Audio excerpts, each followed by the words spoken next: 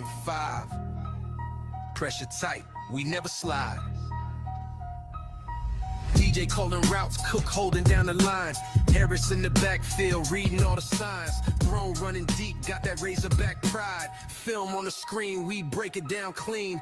Talk real ball, no script, no green screen. From the hill to the dome, we ride for the team. Red blood, white cleats, and a hog in the dream. Yeah, yeah, yeah, yeah.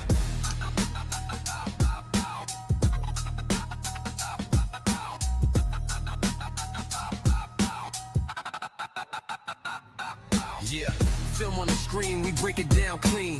Talk real ball, no script, no green screen. From the hill to the dome, we ride for the team. Red blood, white cleats, and a hog in a dream. Well, good Monday morning, everybody. Here it is. Let's get this week started off the right way. Thank y'all so much for waking up with us here on 4th and 5. You're watching the Morning Huddle. Let's go ahead and take a look at what we got on the playbook for everybody today. It's going to be a fun show. I'm telling you, if you're a Razorback fan, this is it. Track does what track does. They just don't know how to lose. Also, Razorback baseball. They getting hot at the right time. Can the pitching get us to the next level? They need to take a tip or two from our friends over there at softball. They always win going to the Super Regional. In our Blitz, our competitive rounds, it's going to be a fun one today discussing what does most valuable player really mean. Welcome in to the show, everybody. I'm DJ Williams. We got Nick and Alyssa joining this morning. I know, good surprise for everybody here this morning. Got the crew in, so a lot of people may be familiar with Alyssa. She's joined us a few times, and so they're like, who's this other guy in the middle? All right. This is my boy, Nick. All right. He is my producer at KRK. How many years, Nick, were you producing at KRK? 6 years. 6 years. And so he got to, before the show even started, I apologized to Nick once again because I said, Nick, I get it now. Now that I'm in a position of trying to produce a show live every single day, how important it is that the people that are on the show are dependable. I get it. All right. So I apologize, Nick, because I was a pain in the ass for 10 years at KRK because I always took my sweet little time trying to get ready for his show. So, and I'll also say this too, Nick. As long as I've been at KRK, my guy right here, depending on how the Hogs games went the night before, we knew if Nick was going to be at work or not. All right. All right. When it comes to a fan that is in it, it's my guy right here in the middle. And his first number one sport that he loves the most up there at the University of Arkansas is baseball. All right. So what better time than having, is it baseball or basketball? Which one do you like better?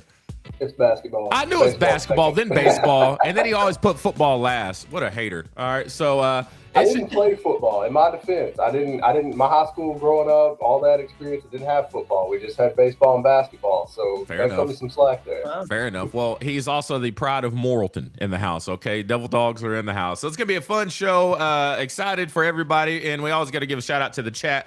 And y'all are right. I don't know what Razorback pride is on, but my guy's on standby in the chat once again. And you know the rules. If you're in the first in the chat, I keep tally.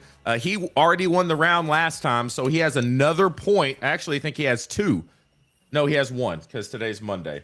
Another point for Razorback Pride. The first person to the next round of 5, they get another gift in the mail. Razorback Pride's going to have all the 4th and 5 merch. But good morning to Jim Gum. We got Big Wilk in the house. Darren Hood is up with us. Legend 86, Miss Donna.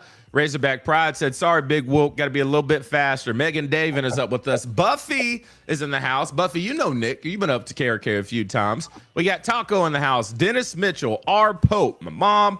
All right, so let's go ahead and get this thing going. Chris Caver, good morning to you as well. So what we got lined up for everybody, you kind of saw it in the tease, a couple sports things to talk about as far as Razorback baseball, softball, track are concerned. But let's start with a couple in case you missed it. And I sent y'all a few things as far as loyalty and fan bases because I'm sure Alyssa, Morgan Wallen did something that you'll appreciate. If anybody on planet Earth would appreciate this, it would be Alyssa Orange. I'll get to that here in just a second. But y'all know me. I'm not the biggest baseball person. But when things happen, you got to give credit where credit is due. I put this in the show last minute. I don't even think I told y'all this, but I'm over here looking on social media trying to figure out what's going on with the Cardinals. Okay, why is everybody talking about the Cardinals?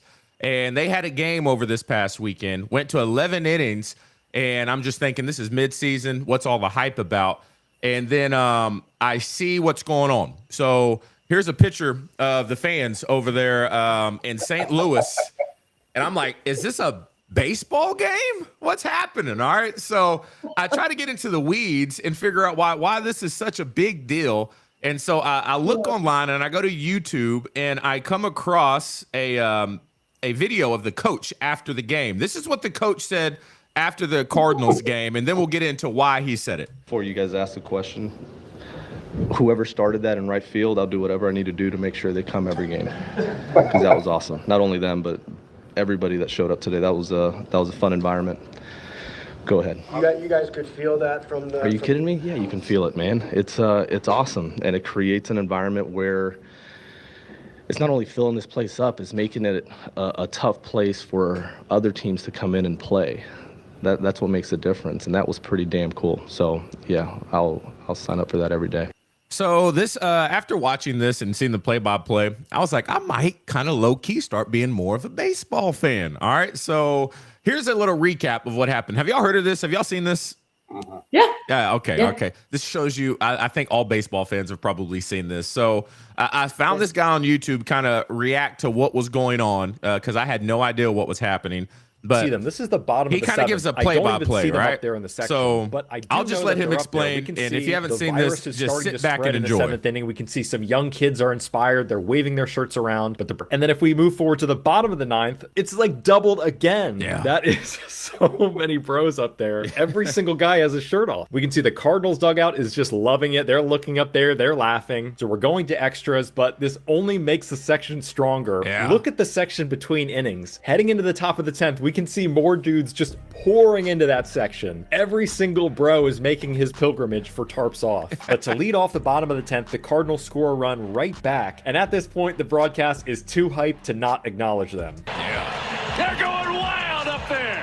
And you can't tell me that these Cardinals players don't feel that kind of energy. That brings us to the bottom of the 11th. It's a tie game. The Cardinals just need to score one run to win it. But what are they going to throw him first pitch? He laces it through the infield, and that's going to get through. The Cardinals walk it off in extra innings, and look at the boys going crazy. Oh my goodness. The section is absolutely massive at this point. That's hundreds of dudes up there going absolutely crazy. The Cardinals walk it off. Even the mascot is going to take his shirt off. Just a really cool, fun moment. Marmol and the Cardinals invited the whole baseball team down to the locker room, and you can imagine how that went.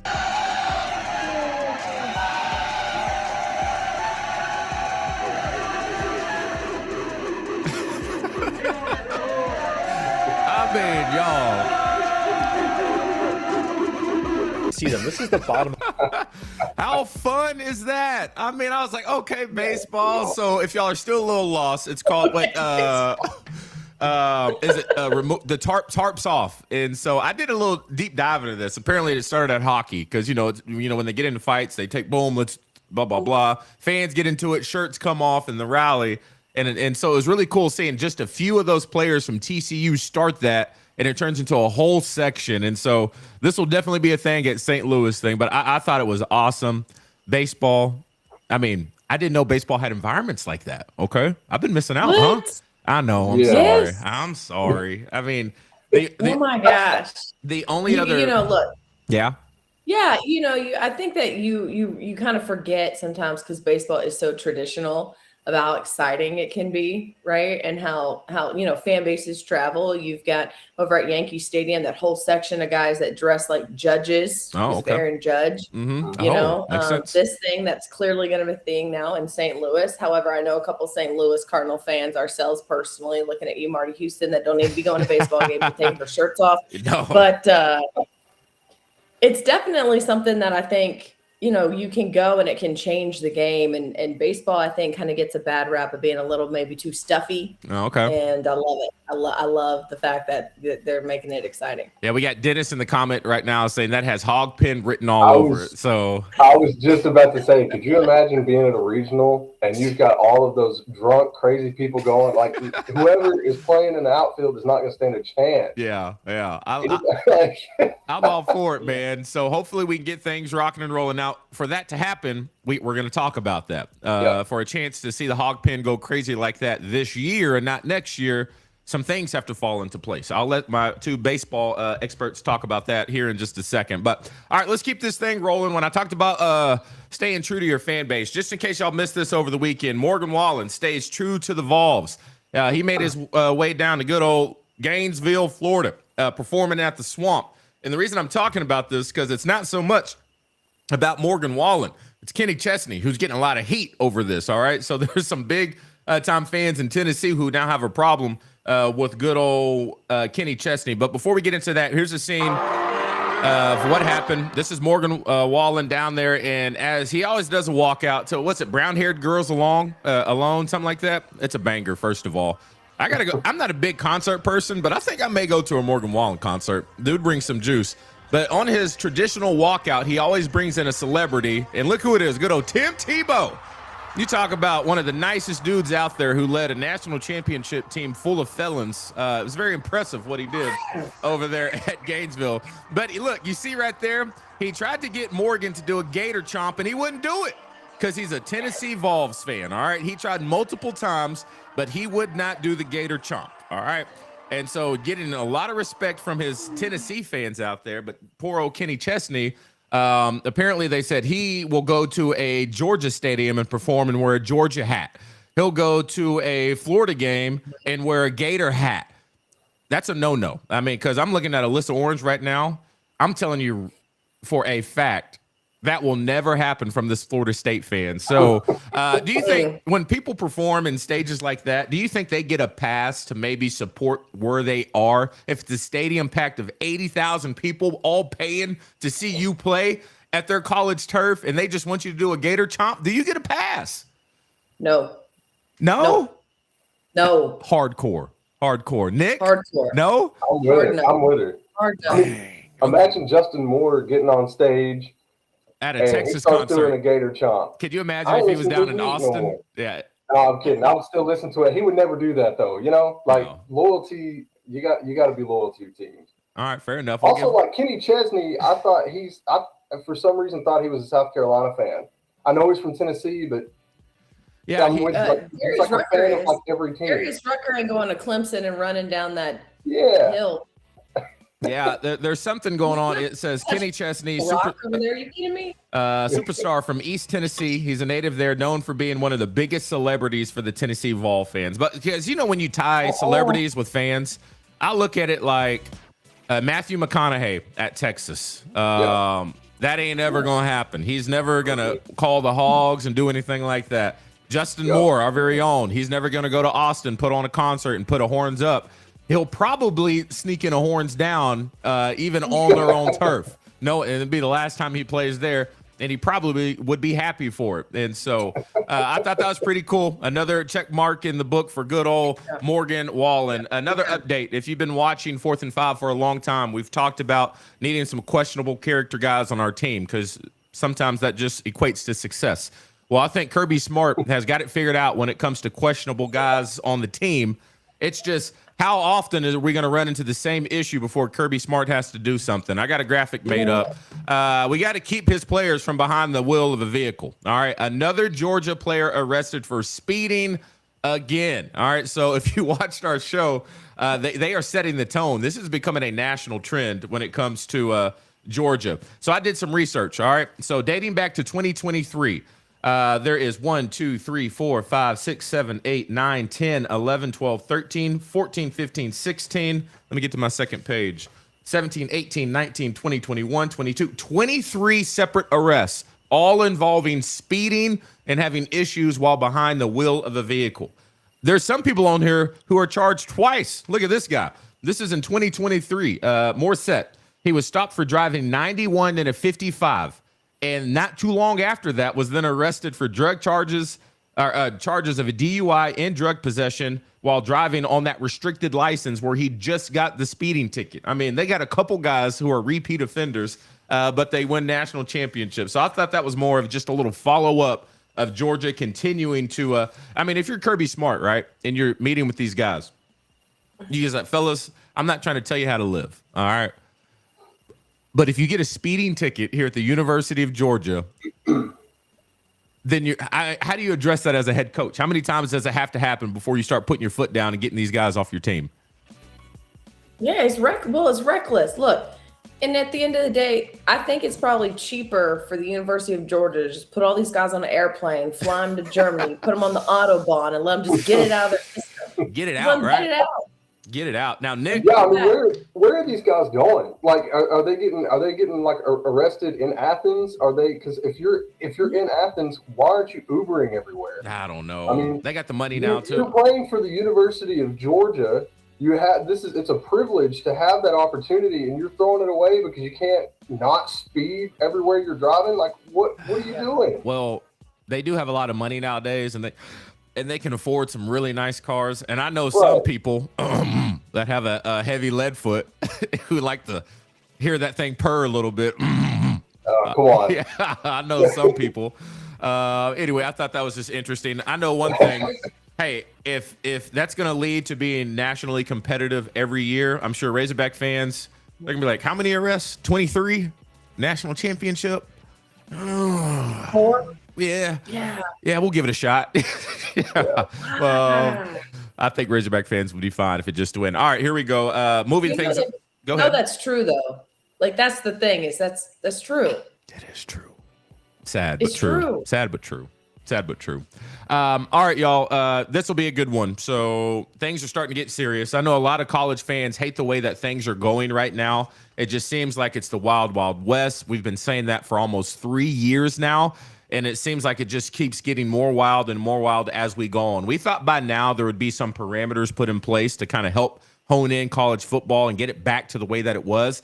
And we're just so far from it. So once again, the White House is stepping in. And this is the closest that we have gotten, y'all, to a situation where legislation can maybe be implemented to help college sports. All right. Senate bill is set to be NCAA's best chance. So once again, we've talked about a bill last week in the Senate that would help when it comes to antitrust laws, but this would continue to push things further. I'm just curious about how y'all feel about the government stepping in, and is this what it's going to take? So essentially, to make this really, really short, this bill that they're pushing through that they feel like has a lot of traction would allow the NCAA to work around antitrust laws. And so the reason we haven't seen salary caps, the reasons we haven't been able to put more limitations on the portal when it comes to these players making NIL money, it seems like there's such a big disparity between this team having all the money and this team having no money. So NCAA has been trying to level the playing field, but every time they try to do that, they get hit with some type of litigation because it's not legal. And there's so many lawyers out there finding loopholes, and it's just being very hard for college sports to get back to a spot of where it's just smooth again. So this would try to essentially work around and have the NCAA exempt from these antitrust lawsuits. And so that way they can start putting these hardcore regulations on with no challenging back from it, as long as all the coaches and the NCAA are on board. Feelings on this? Do you think the NCAA should get a pass where other companies don't? This is going to be an interesting one. I'm just curious about your thoughts on this one. Alyssa, what do you think? Yeah, it's one of those things where it's nice to see things are maybe starting to happen, but the problem is always going to go back to the NCAA. And with all due respect, I think the White House, the government can say whatever they want to. It's all about NCAA enforcement. And I think the NCAA has dug themselves a grave to where their enforcement is too long. It's too slow. It's not even or balanced. And it's almost like the boy who cried wolf. Like now you want help after all of this time of really kind of just doing things backwards and not gaining anybody's trust. So they can do all they want to, but no one's going to actually trust the NCAA to do it fairly, to do it consistently, and to do it in a process that's fast enough to matter. So if you're a team, and let's say Georgia, just because Georgia doesn't need the NCAA's help, but all the things where Georgia's like, well, we're just going to keep doing what we're doing. Because at this point, it's going to take you 4 years to enforce anything. And by that point, we've already won a national title and we're 4 years in the future. So I just don't see, as nice as this sounds, how it actually gets implemented doesn't feel like it's going to work. Well, to your point, Alyssa, you talked about Georgia. They're great. We don't want anything to change. We're good with donations. We're good with where we are with how much money we're spending on our roster and program because we're at the top of the country. Texas, for damn sure, doesn't want anything to change. They raised over $167 million. Arkansas, only $37 million. So for fans at Arkansas, we should be looking at this like, please, can you implement this? Because a big part of it is the $20.5 million in revenue sharing that all schools who opt into it are able to get to spend on their rosters and their players, not just from football, for all sports. This would essentially allow the NCAA to then put a grip on the extra contributions that are put into the athletic department as far as NIL. So essentially, that $20.5 million would be the salary cap, which levels the playing field tremendously. A lot of schools right now, we don't need it now. When we get in trouble, then let's talk about this. But for Arkansas, you would love this. Nick, you a big fan of this? Because if you sign up for it now, because I'm thinking Arkansas does have the potential to be a program that could excel when it comes to boosters and donations. It's just we've been so bad lately, right? Yeah. If you caught us in a 10-2 year, I bet the contributions would really start stepping up and coming in. And then year after year, we could always be good because people would continue to pour money into this program.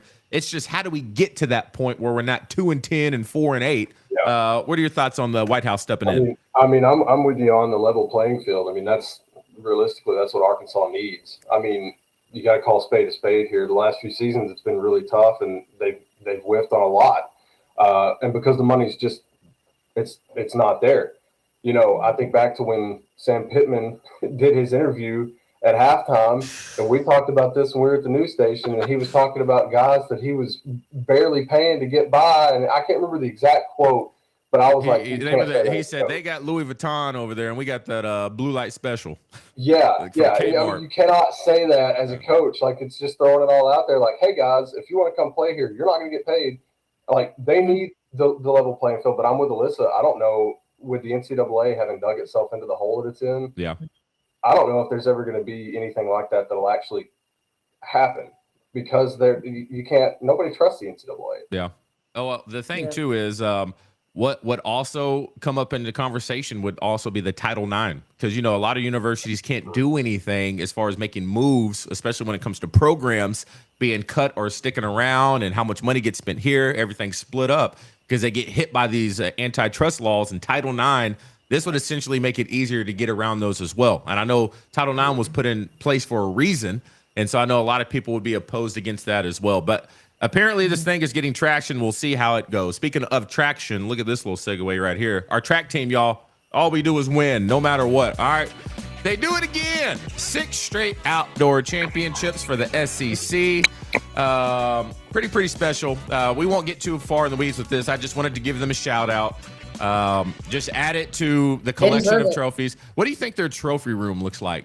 You think at this point they just throw stuff and try to make space? What are we doing over there? It's insane. Yeah, everything's crammed in there.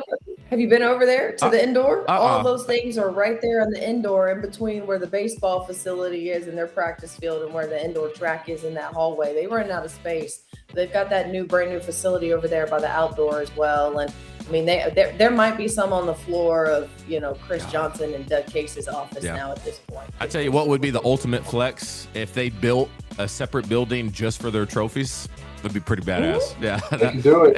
They can do it. It would fill up. Say something real fast and go back to the NCAA thing and talk about revenue sharing. And I get it. You got to put money where your programs are, and football's always going to get a lot of money.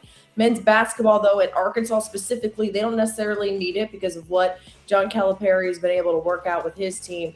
But you got to give the track team more money. I'm sorry, but you drive around campus and there are 52 pillars, or there's supposed to be 52 now, for all of their national championships. You've got trophy cases. We're having conversations about all the hardware that they don't have room for, yet they are one of the programs that gets neglected when it comes to things like the revenue sharing, and they're not getting it, and they're having to change things. It's harder inside that room than you think it is right now for both the women and the men's track team. And I'm sorry, I think it's an embarrassment that Arkansas doesn't invest more in it and give more revenue sharing to that program, because you keep winning And you're not rewarded for that winning because you're giving a lot of money to a football program that's trash. Yeah. So I will say, great, first of all, point. Didn't even think about that.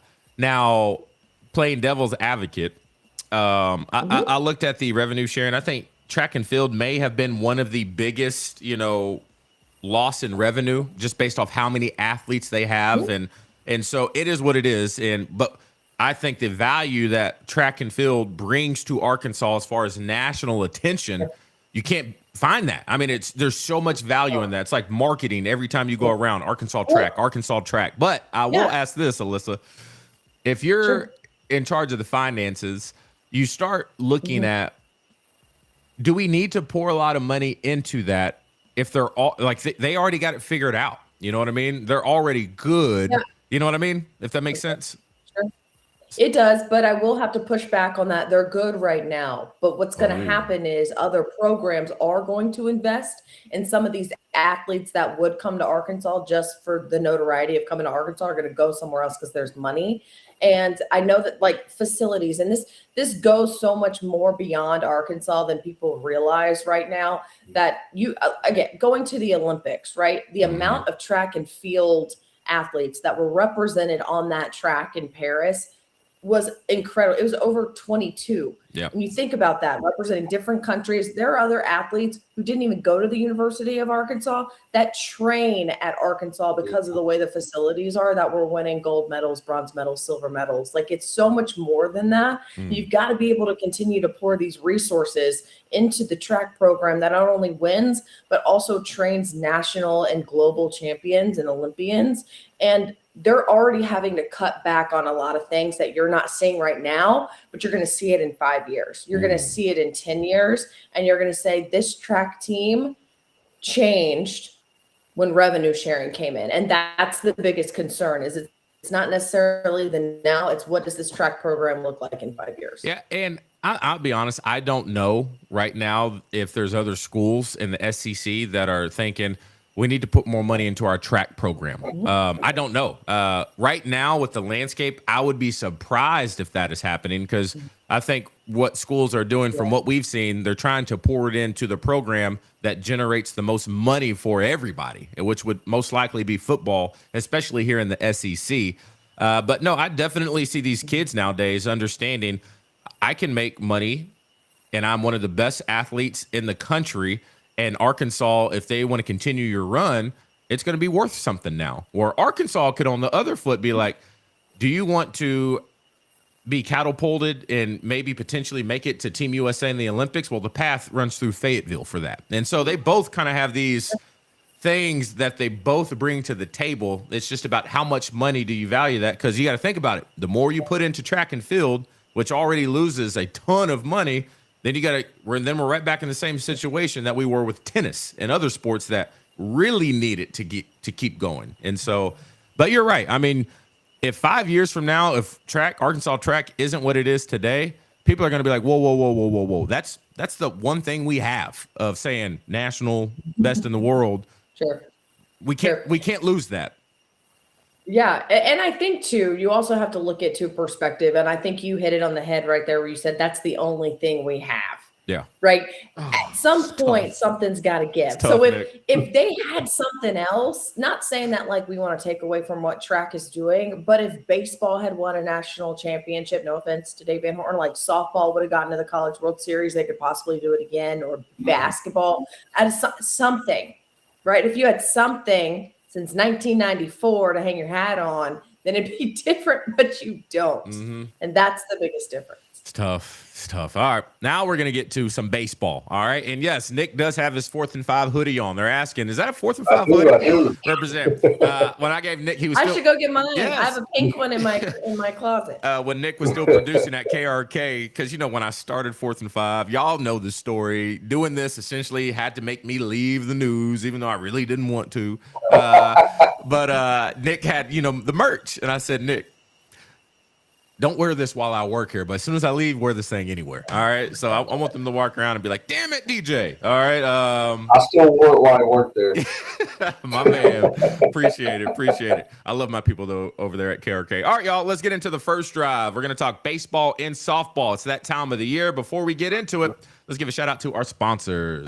All right, the first drive is brought to you by our friends at Southwest Auto in Arkadelphia. Once again, you need a new ride, not now, but right now I got you covered. And think about cars as maintenance. What about this? Any new vehicle you get at Southwest Auto, you are automatically enrolled for the Tires for Life program. That is right, Tires for Life. Can't beat that. They got a great website for you at idriveswa.com. No payments for 90 days on select models.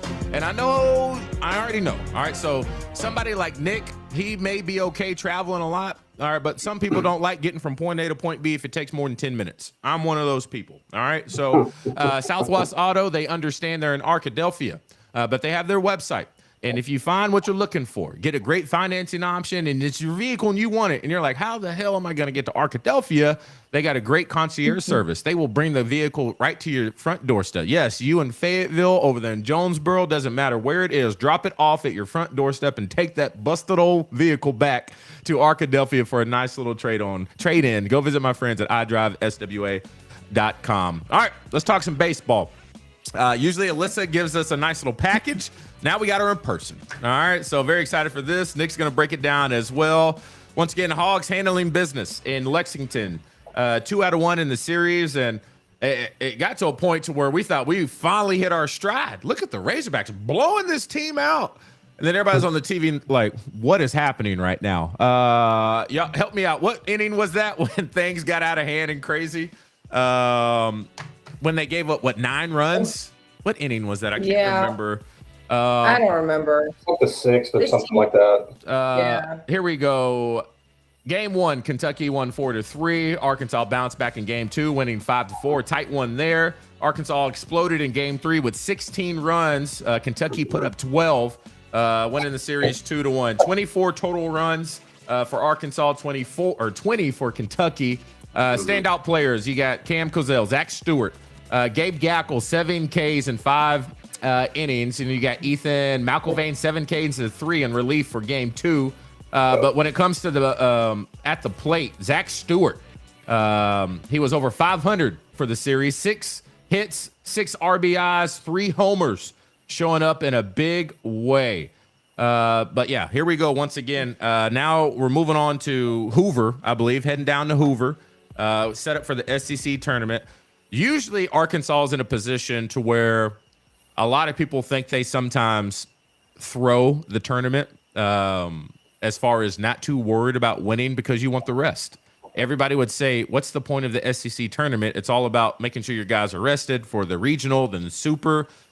Does this tournament mean a little bit more for Arkansas? Will this help their chances to potentially host? Alyssa, I talked to you yesterday, and you said we'll find out Memorial Day who's going to be those host teams. Is this tournament matter, or you think all that's already decided? Yeah, I always go back and forth because I've always said from the very beginning that I don't think it changes much from where teams are right now. I don't think enough weight is put on the SEC tournament or any kind of postseason tournament for these divisions until in the conferences because of what's being played during the regular season. It was good for them to win these last 3 series. We talked about that. So they got the wins over Ole Miss and Oklahoma and Kentucky. So you win the series, and that's important.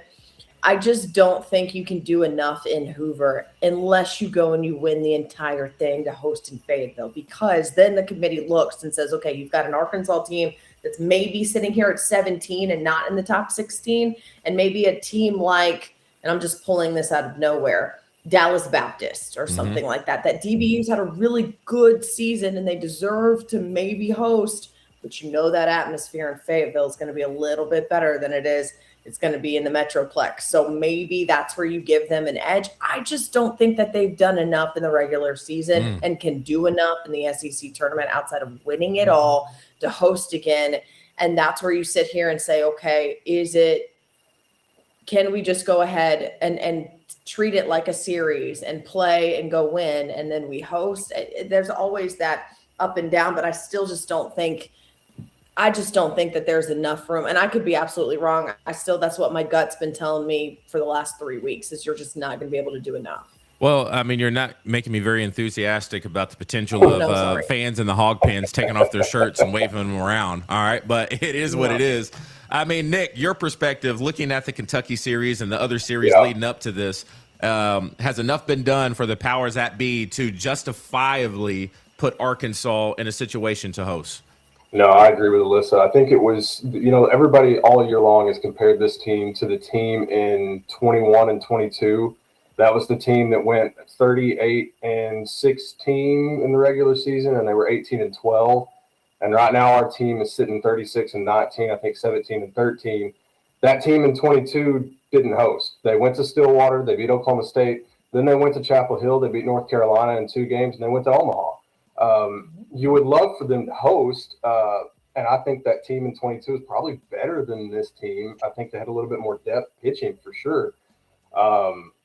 I don't think enough's been done. I'm with Alyssa on this one. I think if they blow through the SEC tournament in Hoover and they win, maybe they get to host. But I think, and then, logistically, when you're looking at the comparison between, if somebody like Dallas Baptist or Louisiana Tech or whoever is looking at hosting and then they're looking at the revenue, maybe they give Fayetteville an edge on that. But I think ultimately, and even if they win in Hoover, it's going to be tough for them to get the host spot. I think if they do win in Hoover, they get it. Yeah. But I think that's what it's going to take for them to be able to host is you're going to have to go win the SEC championship. I don't know if they're going to even be able to do that. And I'm not hating on the team. The SEC is the SEC. So I'll ask, usually what's been solid for Arkansas for a while now is pitching and being able to get into game 2, even game 3, having options. It's not seeming like that's the case. But it was always like, what's our offense look like? Can they get hot at the right time? Can the bat start warming up a little bit? If they do, then you can go super far. Seems like we got that switched around this year. As much as y'all watch baseball, is there potential that pitchers could potentially find their groove this late in the year, or is it just a sign of that you can count on it being this way from start to finish? Yeah, unfortunately, I think with pitching right now, you're going to get what you're getting. With all due respect, and I love me some Gabe Gackle, he's not going to just automatically flip some switch on his back that turns him into superhuman mode. The way that he is right now is just what you're going to get. And I think everything kind of hinges on Hunter Dietz having a really good start on that first game and then moving through your bullpen. But they are a pitch by committee team. And you can get hot, you can have a great day, but we're not going to see shutouts, full games, lights out performances out of nowhere from a team that hasn't been doing that all year long. That just doesn't happen from a pitching perspective, in my opinion. And so, you're going to have to figure out all the pieces of your bullpen and hope that Hunter Dietz has really good outings so that you can have bullpen games the rest of the games during a regional. Nick? I definitely agree with that. That's this staff. You hate it because the depth just isn't there. They've had so much that's been put on them, and they've been so inconsistent. They've had flashes, but you're not going to get guys that just get hot. And honestly, that's the thing is if this team is going to make a deep run, they're going to need about 4 arms to just figure it out here in May, and that doesn't happen. Now the offense. I think this offense can play with anybody. They've put up the runs. They've showed, earlier in the year before it even started, you looked at the lineup 1 through 9 and you were like, damn, this is a pretty good lineup. On paper it looked good. And then you had guys who struggled throughout the year. That's just the way baseball goes. But now the offense is at least clicking. I mean, that's like you were saying, Zach Stewart, man, it was so good to see him have such a good series because the potential for that dude, that's a bat that they need. Obviously, Aloy is a guy that they need to come through. Cam Kojal, man, are you going to be the guy to tell Cam Kojal that he's not going to Omaha? Like, I'm not going to do it. I don't think anybody's going to be able to convince that guy that they can't do it. So I think they can, but the pitching, it's like Alyssa said, they're pitched by committee, and we got to hope that the matchups line up in our favor when it comes to the tournament. I saw a projection. It did have us hosting, but it had us matched up in Atlanta. and you don't want to play Georgia Tech because that's my team to win the. I got them picked to win the national championship. Wow. Okay. But wow, love that. Yeah, I love that. So shout out to former Seminole James Ramsey down there doing his thing at Georgia Tech. One of the nicest dudes I've ever met, by the way. So nice. But I think that there's too much pressure on the offense to outscore the other team. And you just cannot do that outside of Hunter Deep's not on the mound. And that is, I think, the biggest thing with this team. Their Achilles heel is that pressure for the offense to go out there. And if you've got to put up 12 runs a day in order to win ball games, that's not sustainable in the postseason. No. Well, that was the thing. Even they put up 10 runs in the first inning. Now, granted, the other team still has 9 innings to go out and score. But there should have been no pressure, on the pitching. And then all of a sudden you look up and it's the 6th inning, it's a 12-12 game or whatever it was, and you're like, why do we keep letting this happen? Why, if we could eliminate the big inning, I think you're cooking with something. But we're too deep into the season now for the pitching staff to figure it out. You really wish, and I'm not saying anything negative about it, but we really, really wish that we had Wiggins, the extra arm, the extra depth. I mean, you were so excited to see what he was going to do in his sophomore year, and it's so unfortunate that we don't have him. But if we had him, man, I would feel so much better about where we could go, just to take some of the pressure off of Gackle and Dietz. And it's going to be tough. You said, why does this always, I wanted to say, Nick, this is just what we do at Arkansas. We make things a lot harder than they have to be. All right. This just, I don't know why we choose to do it. But that's just how we roll. All right. Well, hey, if there's a guy that can take a team on the road in the regionals and the super regionals and get them to Omaha, it's Dave Van Horn. Coaching matters. Yeah. And I can remember at least 3 times that we've done it. 2 times in Tallahassee, just saying. I'll tell you, you talk about somebody who would be torn if the World Series were between Florida State and Arkansas. Ooh. I mean, she really wouldn't be torn, but she would make it seem like she was torn. Would be Alyssa Orange. I would keep my mouth shut. That's what you do. Do you realize how amazing that would be as a World Series matchup? No, it would not. It would not be amazing. For the storylines, 2 teams that have never won. Those are the 2 winningest baseball programs that don't have a national championship. You get that matchup in the World Series? Come on. You know what, Nick? If Florida State were to win that series, I'd have to put my house up for sale. They'd kick me out of the state.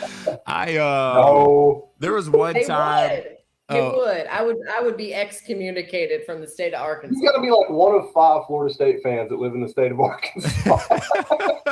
We'd all be banned. Actually, there's like 10 of us because we have an alumni club up here in Northwest Arkansas. Okay, so don't be hating. Cool. Okay, I'm not hating. The funny thing is, I've been a part of Alyssa, and don't mess with her while her team is on. I'm pretty sure the Dodgers were playing. It was playoffs, and I think something happened. And I forgot who we were working with at that time. At Pig Trail Nation, it was a revolving door. But I honestly thought I wanted to tell this person, I need you to stop talking to Alyssa. Like, she's going to hit you. I don't think you realize how serious this is for her. Tough days. But I was with Alyssa in the parking lot. Where were we? Were we in Missouri? I can't remember where we were. We were in Mississippi State. In the parking lot of watching Freddie hit that home run. Freddie Freeman hit that grand slam. Oh, yeah. Again. Right before we had a live shot. Alyssa loses her mind. Oh, God, that was great. All right. Here we go. Baseball's fun. All right, let's get to another one. A team that definitely knows a thing or two about getting to the next level. Arkansas softball winning their regional. Wasn't even close. Courtney Deifel. She's definitely putting her name in the hat for a coach that's getting a program to getting national attention, recognition, respect, just because all they know how to do over there is win. We all know how special Arkansas softball is, what they've done. Bree Ellis last year, she won the Heisman of women's softball, the best player in the nation. But now the thing is with Arkansas, can they do enough to finally get over that hump and bring one all the way home? Alyssa, you've been keeping up with this. Nick, you've been keeping up with this. The softball team now at the Super Regional have enough to go ahead and get to the College World Series and bring one home to Arkansas. Is this team potentially better than last year's team with the best player in the country on it? It's going to be close. Oh, yeah. Go ahead. You know, I have to say, I feel like we're talking about, hey, this could be the team to do it, but I don't really want to say that about softball because I think they've always had the team, even going back, we've talked about it, to that 2021 team that lost to Texas in the Super Regionals. They've had the talent and the teams to do it. They just haven't had the ball bounce their way a couple of times, and that's what they need. Sometimes it's about talent, and it's also about a little bit of luck. You need the ball to bounce your way a little bit, and Arkansas just hasn't had that bounce. And I think that they have the potential to do it with this team. Are they better than last year's team? I don't think so overall. I think that they can execute well and they know how to win, depending on if, you know, maybe it's the pitching one game, maybe it's the offense one game. They just know how to win. I don't think that necessarily makes them better, but they've got an opportunity to finally do something and break that ceiling that they keep giving themselves of not being able to make it to the Women's College World Series in Oklahoma City. So I again, you just need things to work your way, and you hope you're able to do it this year because the last couple of years have been heartbreak. It's been tough. So go ahead, Nick. I mean, well, that's you know, they're matched up with Duke or Arizona, right? And I think Arizona is the team that's kind of been the thorn in their side. I know last year, the year before, I mean, they've been so close. And you look at what they've got with, you know, Tiana Bell is hitting the seam off the ball. Ella McDowell, she can do pretty much anything out there. It's you want so badly for them to get there because I was at the U of A still as a student when Courtney Doppel took over. And there was just an immediate She's shift. been there that long? Huh? She's been there that long? This is her 11th season. Oh, Yeah. wow. Yeah. That's time's flying. Okay. Yeah. All So, right. I mean, that was what they had 6 NCAA tournaments, I believe, prior to when Courtney got up there. And now they've jumped to like 15. And, you know, she's been, I think, 9 times in the 11 years. That first year was rough. And then ever since then, they have just been a machine. And they've been so close. And it's like Alyssa was saying, you need a little bit of luck. You need the matchups to work in your favor. You need the ball to bounce your way. It's so crazy that they've been so battle tested through the SEC because 4 of the top 5 teams in the SEC or in the nation are from the SEC. So they've been battle tested. Thank God they're playing a non-SEC team in the Super. I mean, you say that, but I mean, realistically, that's where my mind is. So the matchup, I think, should be there, but they've got the pitching, they've got the hitting, they've got the team. I don't know if it's better than last year. It's like she was saying, these teams have been so consistently good. You got to have things go your way. I think they do it this year. I really do. I think she finally gets that offer back. I think they get to Oklahoma City. Yeah, somebody said, Dennis in the chat saying, did anyone else run rule their regional? No, Arkansas was the only one. Yeah, impressive. Yeah. I was going to ask, but you kind of answered it, Nick. Who will win a national championship first, Arkansas baseball or Arkansas softball? I mean, based off what you can't just answer said. that. That's an impossible question to answer. Look, I don't know. I think they're both fair. I think baseball, because as long as Patty Gasso's at Oklahoma, that's just a hard out.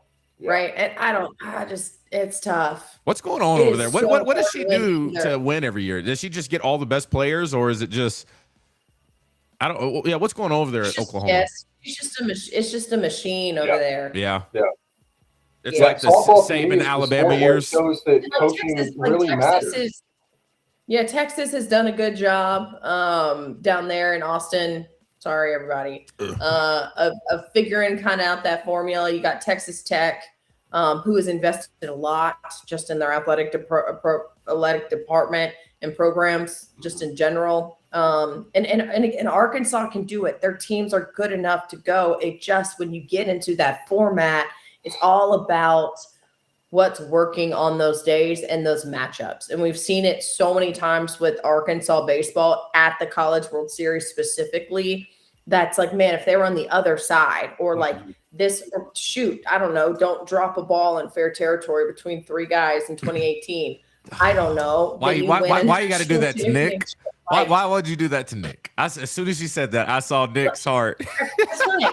That's fine. I was in the stands watching that in person, working. It was like, I don't know. Sometimes you just need something to go your way. That's the reality, guys. I always go back to the most heartbreaking moments in Razorback sports history. That has to be number one, right? There's only three other ones I can think of. All of them are, and for me, football. SEC championship, Reggie Fush punt. Sterner. I mean, the national championship was on the line. Yeah, you even with that drop foul ball, they were one strike away. Yeah. I mean, you're one strike away from a national championship, the first one. Yeah, that's got to be baseball. That's the most heartbreaking moment. And there's been a lot of heartbreak for basketball. Not only did you not catch that ball, that he knocks in a 2-run home run into the bullpen. Yeah. Well, the thing is, too, I think what really drives it home as far as heartbreak, as soon as that ball went up in the air, the overwhelming joy of, oh my gosh, we just won a national championship. Yep. And we all thought we were national championships for the 4 to 5 seconds that ball was in the air. We thought we had it. God, it's tough. My bad. All right, moving on. Lance said, don't say it. Yeah, you took us there. Yeah, all right, let's get to our competition round. Who do you want to represent you? You know the new format. Instead of giving away something every day, Nick, we gave away so many coffee mugs. You remember how we used to do Trivia Thursday, give away coffee mug? We got 4th and 5 coffee mugs. I got to send you one. I got to send both of y'all some morning show coffee mugs. But now throughout the week, they get their name put in the hat for a drawing at the end of the week. And oh my gosh, I just got to, usually I'll pull them out of this golden box. Here, I'll show you. Usually I'll pull them out of this golden box. Yeah, how fun is that? But that's not very efficient, and so now I just ordered. I ordered one of those. I ordered. I ordered one of those bingo thingies with the numbers in it, and so each player is going to be represented by a bingo thing. That'll be fun. All right. Let's figure out who's playing for who. Jim Gum wants Nick to play for him. I saw somebody earlier in the chat room go ahead and call dibs on Alyssa. You're gonna have to let me know who that was if you're still here. So Nick, you're going to be playing for Jim. I need somebody to go ahead and play for Alyssa. Let us know in the chat. But let's go ahead as we line that up. Let's give a big shout out to our competition round sponsors. And the competition round is called the Blitz. That's right. The Blitz is brought to you by our friends at Ortho, Arkansas. Doesn't matter what's going on. Bad back, you got a bad knee, hip, anything. Orthopedic need from head to toe. My friends at Ortho Arkansas got you covered. 10 locations around the state, extended urgent care hours, and some of the best physicians that you can find right here in the natural state, if not the country.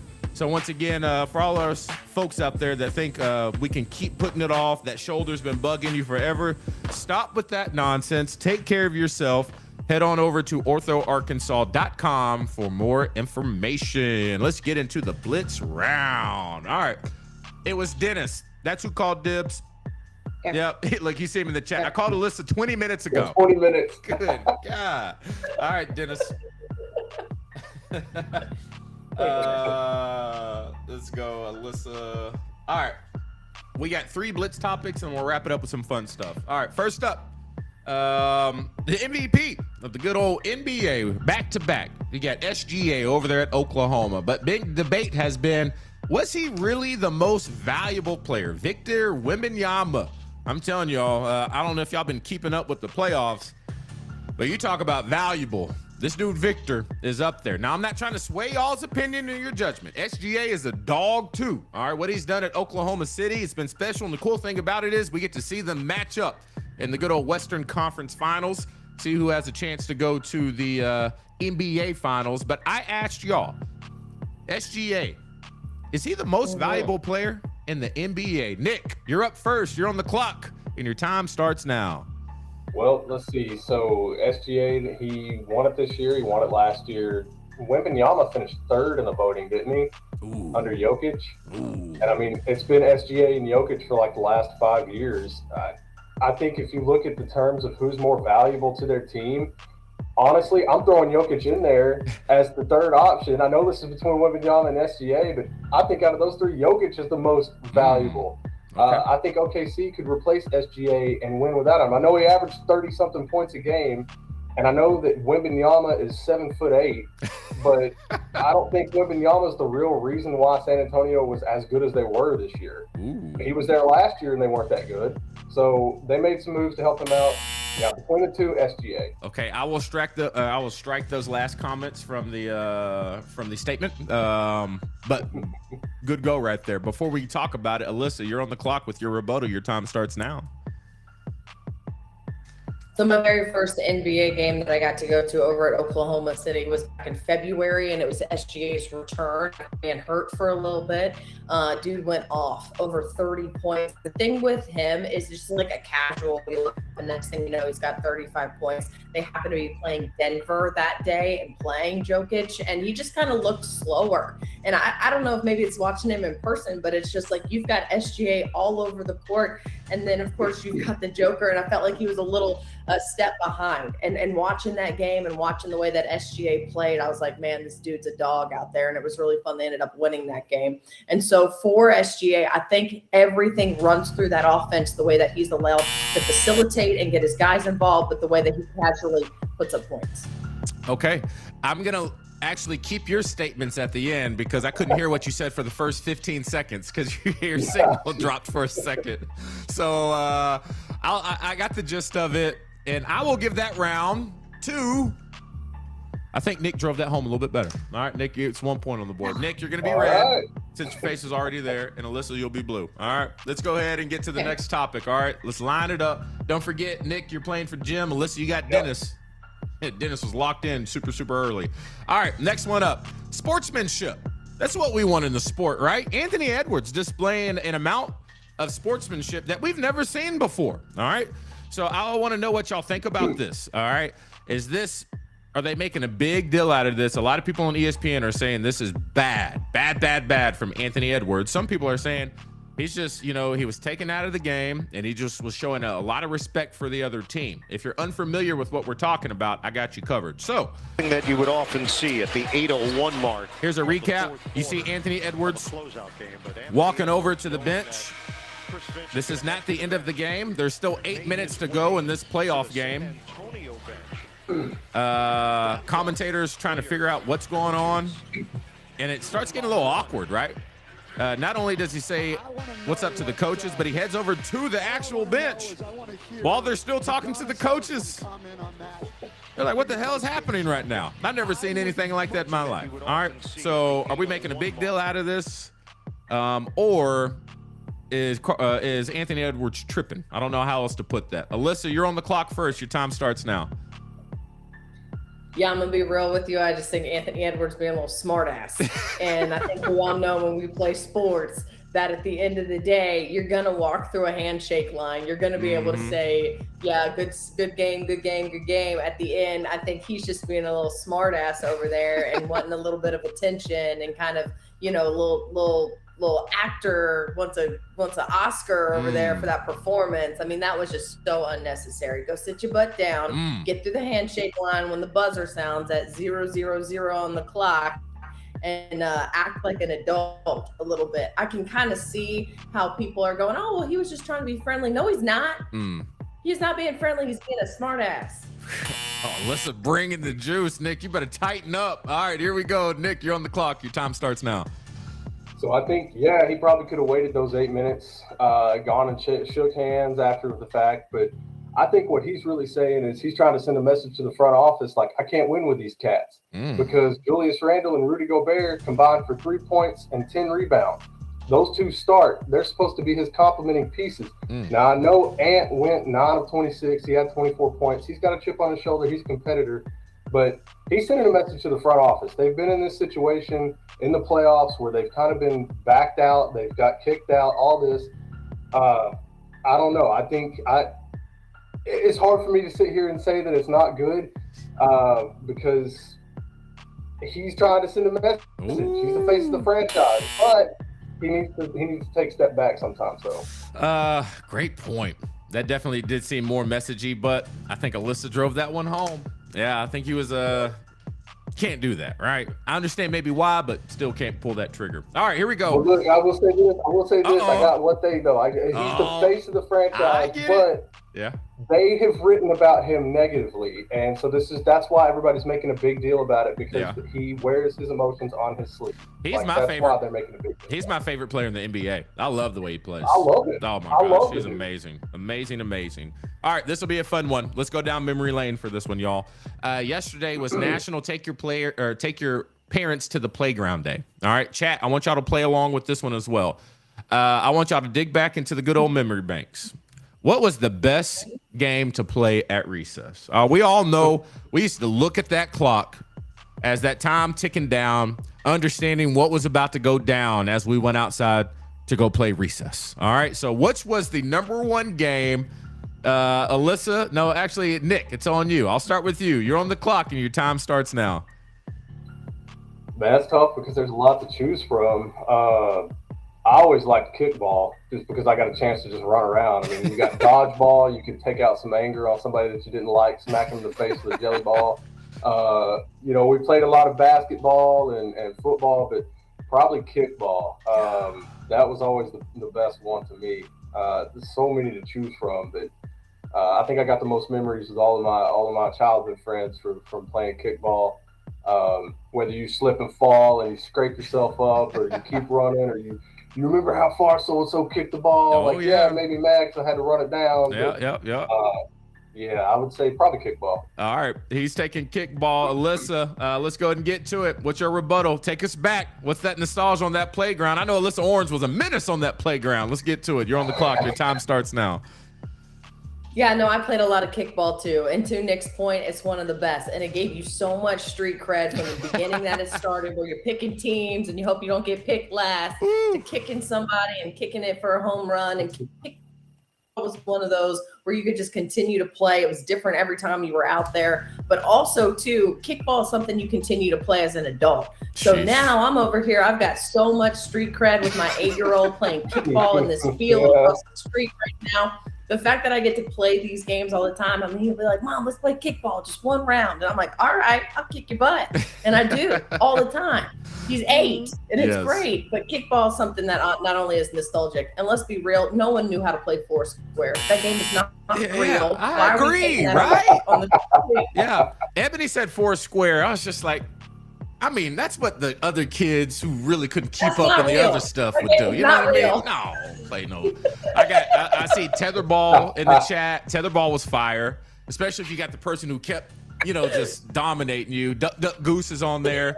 You see Ebony, she said kickball and Foursquare. I don't know.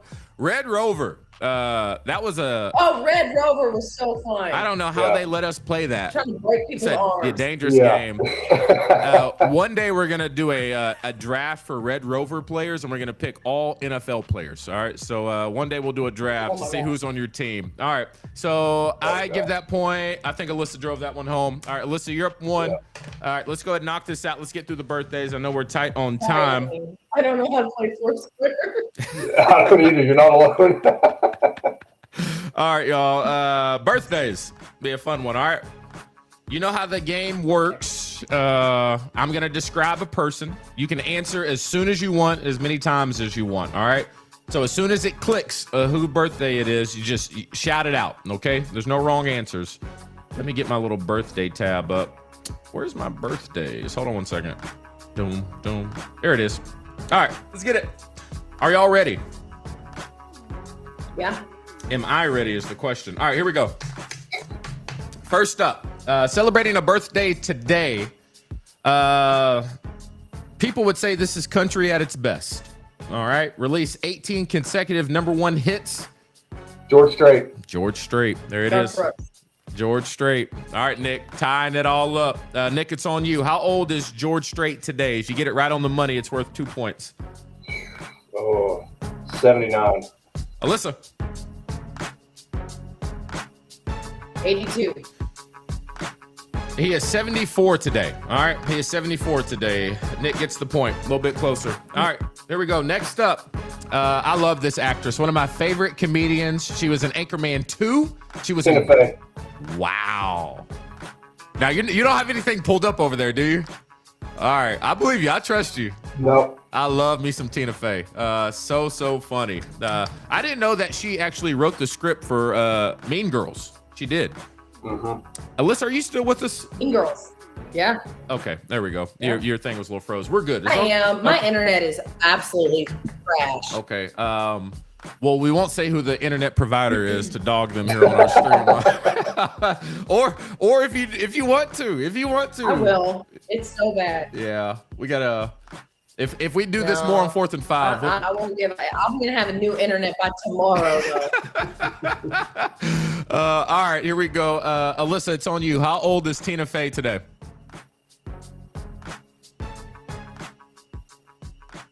56. Okay, wow. She is 56 years old today. That is 2 points. 2 points. Congratulations. Yeah, I love her reactions. Nice. All right, here we go. Next up, this football player, now in the NFL, it was really hard to decide what position he wanted to play last year. Is he going to be receiver or is he going to be defensive back? Not too many two-way players. Former Heisman winner. Travis Hunter. I think Alyssa got that one in. She snuck that one in. Alyssa, nice. Yep, Alyssa snuck that one in. Nick, how old is Travis Hunter today? 23. Right on the nose. 2 points. There we go. Nick takes the lead back. All right, we got last one. All right, and it's an audio clue. All right, so I'm going to play a song, and you name this artist. As soon as you hear it, just yell it out, okay? So you haven't done this, Nick. So on Fridays, we play movie scores. You would love movie scores. Yeah, that sounds like it'd be fun. Oh, yeah. Grant Cook's pretty damn good at movie scores. Is he? Oh, it's impressive. All right, here we go. Name this artist who is celebrating a birthday today. First one to say it, just name it out as soon as you hear it. You ready? Here we go. There's no combination of words I could put on the back of a Oh, the postcard. Jack Johnson. Alyssa, sneaking it in. All right, here we go. All right, who went first last time? Nick went first. All right, Alyssa, this is on you. All right, this is to take the victory home. How old is Jack Johnson today, Alyssa? 47. Nick? I was going to say 46. Is that what you want? Yeah. Jack Johnson is 51 years old today. 51 years wow. old. Congratulations. Hey, Dennis, the time paid off. You waited on Alyssa to represent you. Those 20 minutes rocked in there. Congratulations on winning our birthday trivia today. All right, so your name is going to go on the board. At the end of the week, we'll do our drawing with our new bingo ball to see who gets a 4th and 5 hoodie and that exclusive KRK. Wow, I was about to say KRK. You see that? I went back to, yeah. That's because of me. Yeah. 4th and 5 morning huddle coffee mug. All right, y'all. Let's go ahead and wrap this thing up. Appreciate y'all hanging out with us today. Once again, we're going to have, I believe, Josh back tomorrow. We'll see. Grant's off the next 2 days. All right. So thanks for hanging out. Don't forget Wednesday, we got viewer comments. And as always, as we get closer to June, I want everybody to know high school football, we're taking it up a notch. Nick, you may want to be a part of this. We're going to start going around the state and figuring out who's who, what's up. All right. A lot of people get a lot of recognition. We're going to sit down with them, go to these 7-on-7 tournaments, probably stream them live and figure out who's the cream of the crop. And we're going to put together a list of 4th and 5 must-watch players this year. And if they make it on that list, then that means we did our homework to try to figure out who these players are. We're getting a lot of homework to do because there's a lot of talented players out there that are being overlooked. Anyway, y'all have a great Monday. Start this day off right. Alyssa, give the babies a hug and a kiss for me. And we gave a big birthday shout out to Bella when you missed that the other day. So when was her birthday? 2 weeks ago? May 4th. She's my Star Wars baby. Star Wars, baby. That's right. Nick, appreciate you hopping on today. Everyone have a great day out there. Appreciate y'all in the chat. I'm DJ Williams. That is Nick Cox. And we got Alyssa Orange in the house. Y'all have a great Monday. We will see y'all tomorrow.